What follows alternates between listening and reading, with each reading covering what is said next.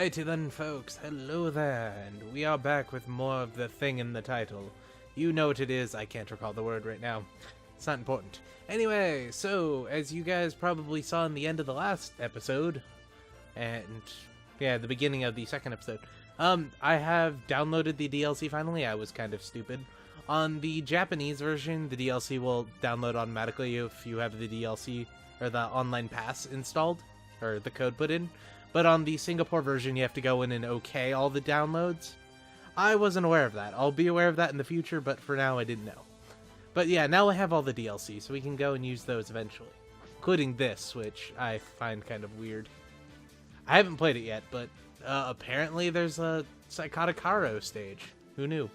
And as also you guys probably know, the final view of the poll as of checking today would be that Zeonic Front won. Zeonic Front won by 3 votes, I think? Something like that? It wasn't much, but kind of worked out. And I think everyone but Lost to War Chronicles at least got a vote, which makes me funny because, you know, Lost to War Chronicles was such a quality game, the control system wasn't complete bonkers. I probably will never be playing that just because I hate that control system so much. But I've done some things, and if you're wondering why this episode is so short, if it is short, is because this is just going to be the intro, and then I'll start the next episode with the actual battle. I'm going to try that, see how that turns out. Because apparently people don't like to listen to me talk, but I don't care. Good talk anyway. But anyway, so an organization. That reminds me, I should probably tell you this now. I flipped over some more DLC, or some more custom characters. I only have 4 for the next group, so if I have missed anyone or anyone else wants to add in their name, tell me now in the comments and I'll try to add it in.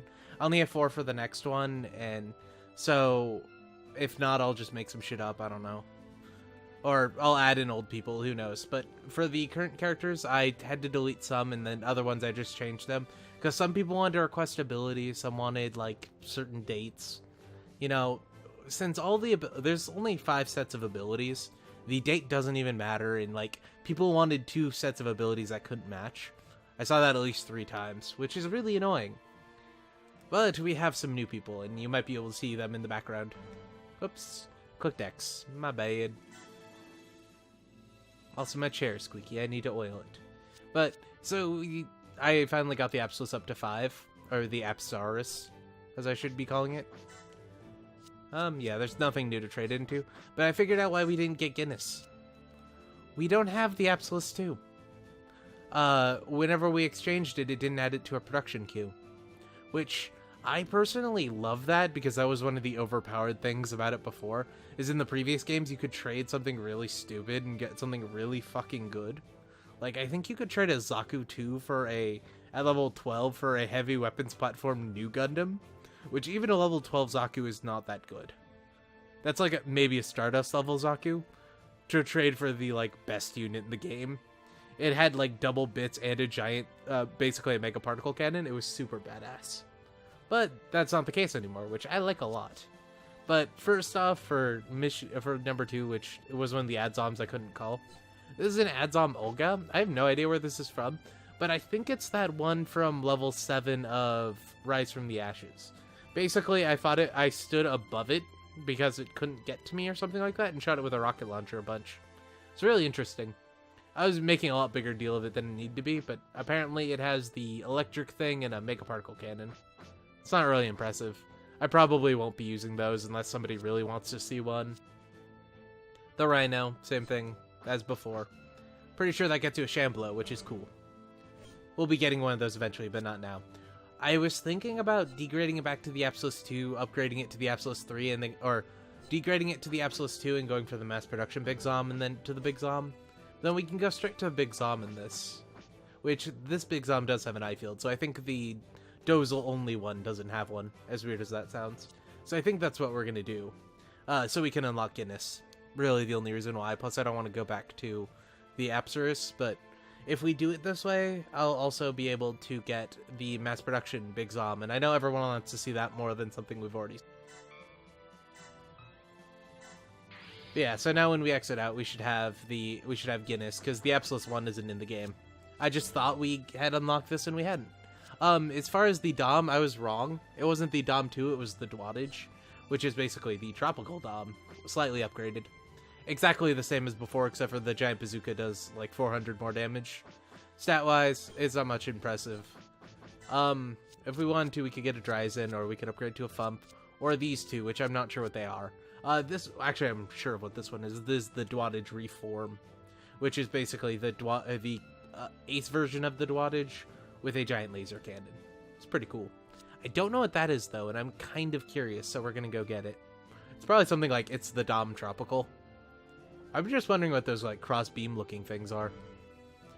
Besides that, we have the Gauf Custom. So, you know, in the last stage when I had the Flight Gauf and I got it high enough to get to I was about to get it to a Gauf Custom? Well, that one got destroyed trying to unlock the white base, because I did that. It was horrible and painstaking and annoying. So, yeah, I'll talk about the DLC later. I have one of the units in the squad and I forgot about it. So yeah, that one got destroyed, so I went and bought another Gauf Custom. I trained that Gauf Custom up into an Efrit without, and I upgraded on my own, not thinking about it. So I had to go back and buy a new Gauf, and then, so we also have an Efrit just kind of lying around somewhere. Yeah, we have an Efrit lying here that I haven't used, because I'm an idiot. But I'll show you guys the Gauf Custom, and then I guess we'll trade it for, like, an Ogo or something. Yeah, we'll trade it for, like, an Ogo or something, who knows. Besides that, so we have the Sleeves Gigan now, which is exactly the same as the previous Gigan, which kind of disappointed me massively, but it's space only. So we won't be using it most likely, because it's kind of shit and the exact same thing as before. So we can't we can stand that by. We can't develop this into anything we don't have, or anything I want, which this is the Drosy. This is one of those ads-on variants. Bad cat. So we're not going to trade the Gigan, or at least I'll do it off camera because no one cares about that. So I went back to the Desert Zaku, and then I downgraded that into a Zaku Cannon, because that was the only thing we didn't have on the list. One of these things, the Desert Zaku Zeon Remnants. I'm pretty sure the Desert Zaku's not in this. We have a Desert Painted Zaku, but not a Desert Zaku, which is kind of disappointing. So we're going to go get the Zeon Remnants Cannon, and we'll do something from there. I don't know. We're just completing the list at this point. And finally, the one you guys all want to see. This is one of the DLC characters. This is Char's Zaku 2 from Origins, which this one's pretty badass. It can kick. It has a chest Vulcan. It has a Type 2 bazooka. I don't know what the difference between this and the other bazooka is, except for its range is slightly less. And then it has an MS anti-ship rifle. This is basically a Barrett on a Zaku. It's the coolest goddamn thing ever. Like, I love it. I will show you this many times because I like the animation. Apparently, it gets some even cooler animations if you stick Char in them, because a lot of the suits have custom animations if you put their specific pilots in them, which I'll probably do a sub-video to show that off, but not for now. We're using custom characters. I might eventually decide to get rid of some people and start using normal characters again just to show them off, but probably not. It's a lot easier with custom characters.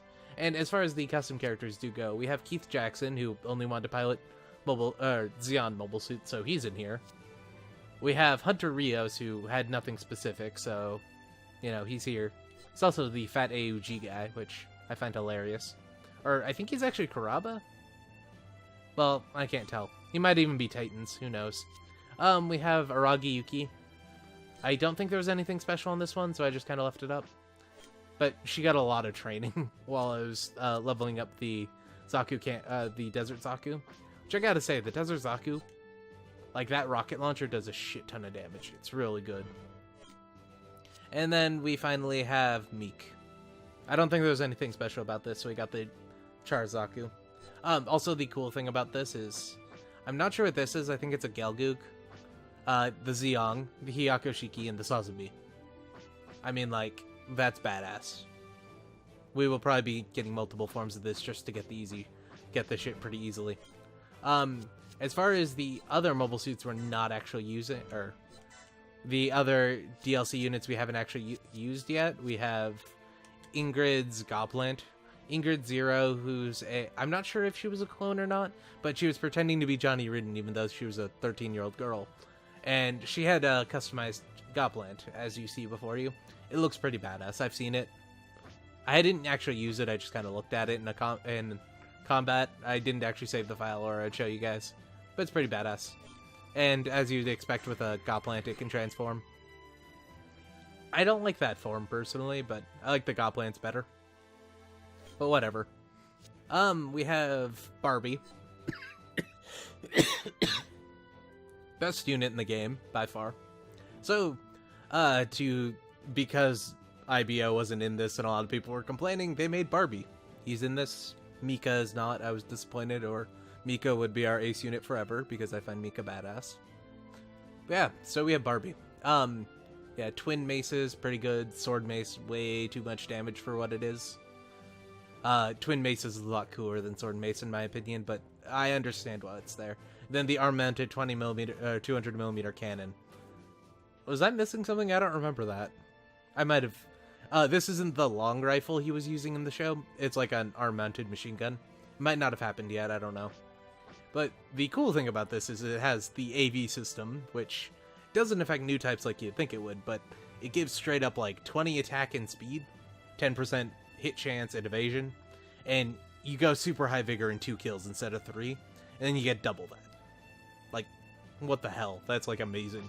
Then there's laminated armor, which is ranged physical attacks do 50% less damage. So any physical attacks do 50% less damage. I think that includes Zaku bazookas too, because when I was using it, it didn't take any damage. We'll be using that. We'll be using it, don't worry about it. There's the early type gun tank, which, I mean, like, it's a gun tank. It's the same as the previous gun tank. There's literally nothing different. The cool part is you can... Oh, you have to do it from the screen specifically. You can get the assault gun tank with it, so we might get that eventually. You can get the mass production, you can get the gun tank, you can get the gun tank Mark II. I don't care about the gun tank, and I've already showed you the base gun tank, so we might get the assault gun tank, but that's about it. So we probably won't be using that on screen unless somebody really wants me to. Plus, I mean, like, it's a gun tank, it's not the best. And then we have Johnny Ridden's Gelgoog custom high mobility type. That is a mouthful to say. And I realized in Japanese is 15 characters long, so it's shorter than that.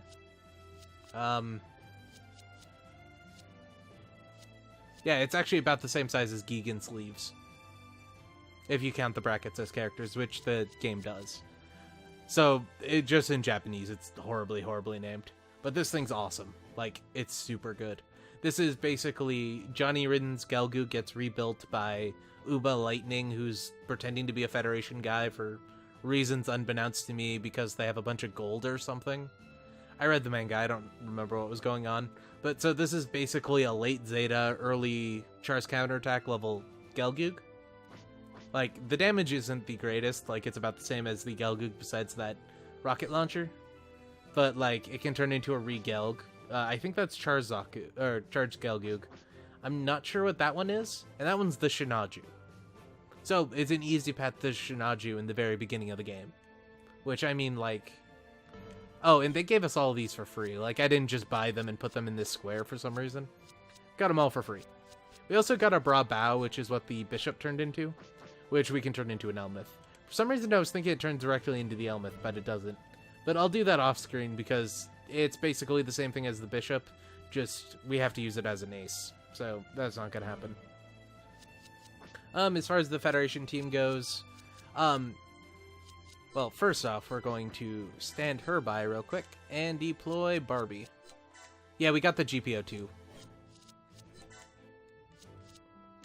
GPO-2, it can fire nukes. We'll use it eventually, just for now I want to show off Barbie because he just came out and I'm excited. I also got the GPO-1 because the Blossom, I blew the Blossom up on accident. It was my bad. So I went and I bought a new one. I upgraded it to the GPO-1, which I then upgraded into the GPO-2 because I thought I was cooking on the GPO-2 when I was cooking on the GPO-1. So how the GPO-1 works in this game is it can't turn into the full burn-in. The full burn-in is just a different form for space for it, which they did that in Overworld and I hated because there's more difference between the GPO-1 and the full burn-in than there is between the Zaku and the Zaku Desert Color. But those are two entirely different units where the GPO1 and the Volt Burn-In are the same suit. What the hell? But yeah, so we have a GPO2, we have a GPO1. Or we can get a GPO1, which I might get another one to try to get the GPO4. I didn't get the Tetra, though. I wanted to get the Tetra. I should have. I didn't. And yeah, we know this is the Orchid, this is the Stanum. We'll use that in a mission or two. I just want to show off Barbie first. So there's the G-Line unit. I actually did train it up. I looked at all the attacks too again. I'm really not very pleased with all of the attacks. Some of them are cool, but they could have been so much more. So I'm an idiot and I forgot this was a thing. Yeah, it's not the Alex, it's the Gundam 7th, you know, the one you got in the game for that one stage and was super fucking badass. Which I think this is the full armor version of it. I'm pretty sure that's either the Gundam, or the full armor Gundam, or the heavy Gundam. I always get them mixed up. It's the green one, I think, because of the two cannon, or no, the brown one because of the two cannons. But I could be wrong. So yeah, we're gonna go get that, because, I mean, like, we already have all of these. We might eventually give someone a Gundam, because we need to upgrade the Gundam. But, yeah, I didn't think about it. Also, equipment-wise, it's totally a downturn. Because unlike the game, you don't get the bazooka with it, you only get the beam rifle. Though I think the beam rifle was better. I know online I used it with the bazooka. Still got our Nemo. Didn't do anything with that, I just upgraded the Mark II to a Nemo. The Nemo can turn into a Rick Diaz and some other stuff that I'm not sure of. This might be a Methus. And then there's the Egan. You know, normal things. We got the GPO Unit 3. Apparently you has some pretty cool animations in this, but for now, like, it is what it is. We'll upgrade, or we're gonna downgrade it into the normal Gundam and then give him something else. Or the ground Gundam, I should say. Maybe give him an Easy 8, who knows. But the ground Gundam and the MS-08 ground Gundam are different, so, you know, we still need to get the ground Gundam, even though I already goddamn got it. And I upgraded the powered GM into a GM custom. Again, same difference, like, turn into a command. That's the GM Cannon 2, and I'm not sure what that one is. Maybe the Half Striker, who knows? Or the GM Type C, but that's a waste. And in here we have William Emile, David Cage, you know, Cage-sama, Zio, yeah, and then Isaac Hayes. With the order with these guys, I didn't pick anyone in particular, I just picked people who would fit in the group. So if you have submitted a claim, and recently in the last week or so, I have 4 of you marked down. These are just the people who came out before that. And, you know, no guarantees on what you get to use. That's just how it is. I will forget, and I'm not going to keep up a list on my other screen while I play this so that I can figure out exactly what you guys want. It's a waste of time. But anyway, that is that, folks. If you enjoyed the episode, you should like. If you didn't, you should dislike. We'll be back in like 20 minutes with the actual stages. Good night.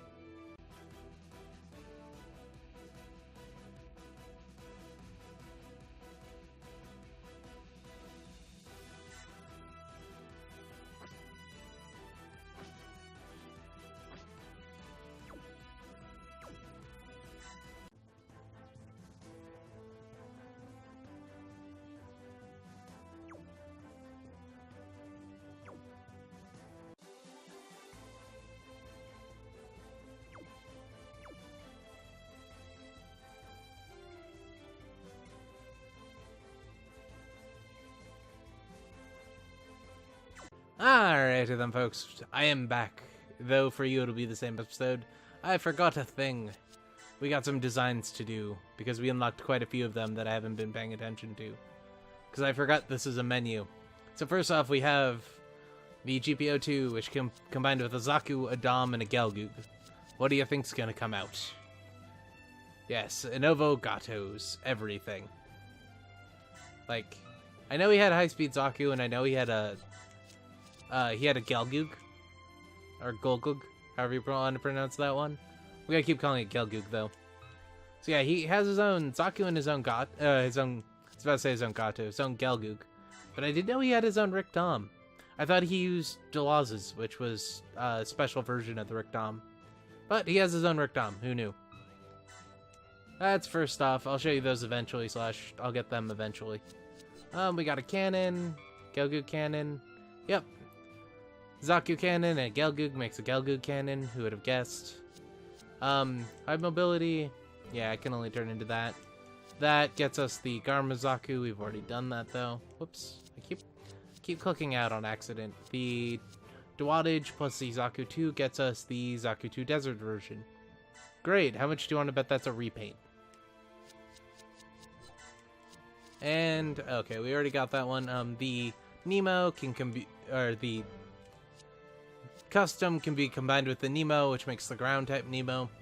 I actually didn't know this was a thing, but I've seen a picture of it on the subreddit a couple of days ago, so that's the only reason I knew it was a thing. But we can get the ground type Nemo. Not surprised that that's in the game. They're adding in every other little thing. But yeah, that's all, folks.